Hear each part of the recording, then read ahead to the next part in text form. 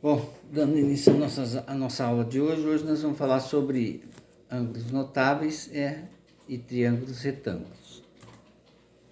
Bom, começando pelos ângulos notáveis, né, o estudo da trigonometria é fundamentado nas relações existentes entre ângulo e medidas. Em relação ao triângulo retângulo, essas relações são constantemente trabalhadas e alguns ângulos são usados com maior frequência.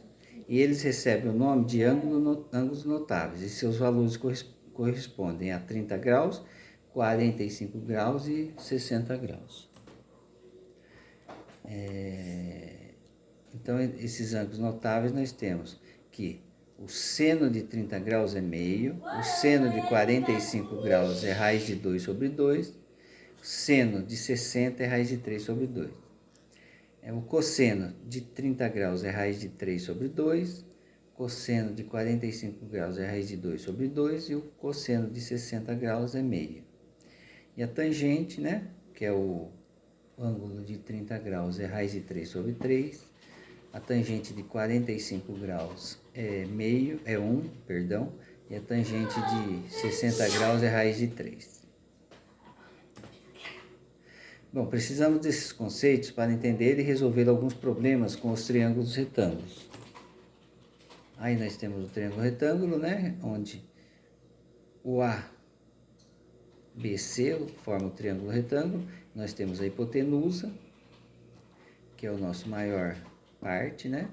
E temos os catetos adjacentes e o cateto oposto.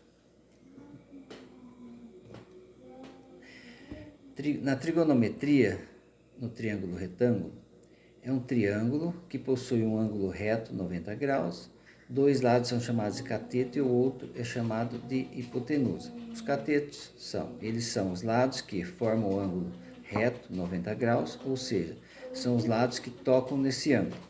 E a hipotenusa é o lado que não toca no ângulo de 90 graus e é também o maior lado. Dando sequência, né? E o triângulo retângulo também é chamado,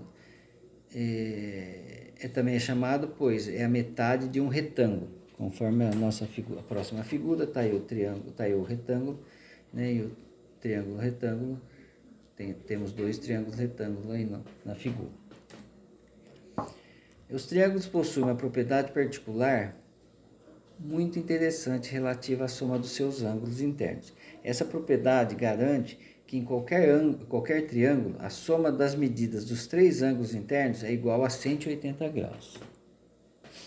No triângulo retângulo, um dos ângulos será sempre 90 graus. Portanto, a soma dos outros dois ângulos será 90 graus também. Aí nós temos o Teorema de Pitágoras, né? Que segundo o Teorema de Pitágoras, a soma dos quadrados dos catetos de um triângulo retângulo é igual ao quadrado de sua hipotenusa. Então, nós temos aí o C e o B são catetos e o A é a hipotenusa. Então, seria A ao quadrado igual B ao quadrado mais C ao quadrado. A gente achar, né, no caso, a área desse triângulo. Então, aí, conforme eu tinha falado no outro slide, né, aí nós temos a hipotenusa, que é o maior reta, né, no caso aí, e os dois catetos, o adjacente e o oposto, onde completa com o ângulo de 90 graus. E aí a relação trigonométrica do triângulo retângulo em relação ao seno seria cateto oposto sobre a hipotenusa, o seno, né? O cosseno igual a cateto adjacente sobre a hipotenusa, e a tangente, para a gente descobrir a tangente, seria cateto oposto sobre o cateto adjacente. E aí a gente tem, né, no caso, uma senoide, né, que ela é ondular aí, no caso, o nosso gráfico, né, a curva. Essa curva é chamada de senoide porque ela tem a função de f de x seno de x. Então é uma curva chamada senoide. E a cossenoide seria o gráfico da função de f de x cosseno de x, onde o cosseno de x é uma curva chamada cossenoide. Agora, a partir daí nós vamos alguns exercícios para serem resolvidos. Aí no caso esse primeiro para a gente descobrir essa altura da árvore, né? Aí nós vamos ter mais alguns exercícios para ser resolvido em sala de aula, né? Para descobrir o x.